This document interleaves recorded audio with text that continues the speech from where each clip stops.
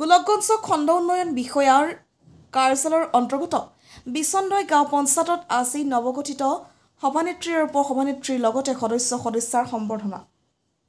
গোলকগঞ্জ বিচন্দৈ গাঁও পঞ্চায়তৰ জ্যোতিপ্ৰভা ৰায় সভানেত্ৰীক গাঁও পঞ্চায়তৰ সচিব বিশেষ সম্বৰ্ধনা। আগন্তুক দিনত সভানেত্ৰীগৰাকীৰ নেতৃত্বত নিস্বাৰ্থ ৰাইজৰ হকে সকলো সমস্যা সমাধান কৰিব বুলি মত প্ৰকাশ কৰে। পঞ্চায়তৰ মুখ্য কাম হ'ল গাঁৱৰ উন্নয়নমূলক কাম কৰা, স্থানীয় সম্পদৰ ব্যৱস্থাপনা কৰা, চৰকাৰী আঁচনি কাৰ্যকৰী কৰা আৰু গাঁওবাসীৰ সমস্যা সমাধান কৰা।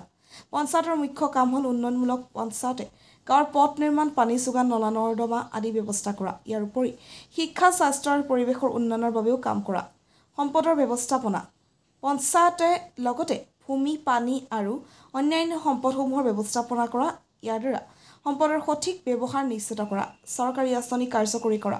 পঞ্চায়তে চৰকাৰী গ্ৰাম্য এলেকাৰ বাবে লোৱা বিভিন্ন আঁচনিৰ যেনে দৰিদ্ৰতা দূৰীকৰণ, কৃষকৰ বাবে আঁচনি আদি কাৰ্যকৰী কৰা। পঞ্চায়তে গাঁওবাসীৰ উন্নয়নৰ বাবে প্ৰয়োজনীয় পৰামৰ্শ দিয়ে। গোলকগঞ্জৰ পৰা Tapan Roy report, north east frontier news. যেহেতু আপুনি পঞ্চায়ত সদস্য আহি কেনে লাগিল? ভাল লাগিছে। তাৰপিছত দেখা গৈছে বিগত 2 বছৰত বহুত কাম মানে বাকী কৰি আছে, বহুত ধৰণৰ আঁচনিৰ কাম যেনেকুৱা PMY, তাৰপিছত ৰাস্তা ঘাটৰ আদিকে ধৰি বহুত কাম বাকী আছে। এইবিলাকৰ ক্ষতি কি আজি আপোনালোকে বুজি ল'লে নেকি? না দিয়া নাই, দিব পিছত দিব, লাহে লাহে দি থাকিব।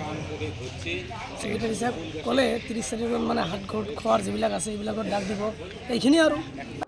হয়, আজি খুবেই আনন্দ অনুভৱ হৈছে মোৰ। আজি প্ৰথম আৰু আহিছোঁ আৰু ইয়াতে অফিচ ষ্টাফ, আকৌ মানে সচিব মহোদয়, বহুত মানে কি ভালে লাগিছে। আজি আহি পেলাই আনন্দিত অনুভৱ কৰিছোঁ ইয়াত আৰু সম্বৰ্ধনা জনাইছে। আজি প্ৰথম আহিছোঁ আৰু যিখিনি বাকী কাম আছে মই সুচাৰুৰূপেভাৱে কৰি যাম বুলি ভাবিছোঁ অহা 5 বছৰ।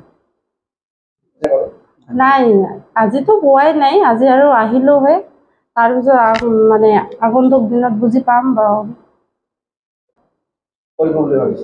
হয়, মই আজি এইবাৰ আহিলোহে। আজি কাৰ্যালয়ত প্ৰথম মানে শপত গ্ৰহণ ইয়াত পঞ্চায়তত আহিছোঁ। পিছত ৱাৰ্ডে গৈ পেলাই মানুহক মানে ৱাৰ্ডত গৈ মানুহৰ বিচাৰখিনি সুধিম, কাৰ কি সমস্যা আছে, সমস্যাখিনি শুনি পেলাই তাৰপিছত মই কি কৰিব লাগে সেইটোহে ব্যৱস্থা ল'ম।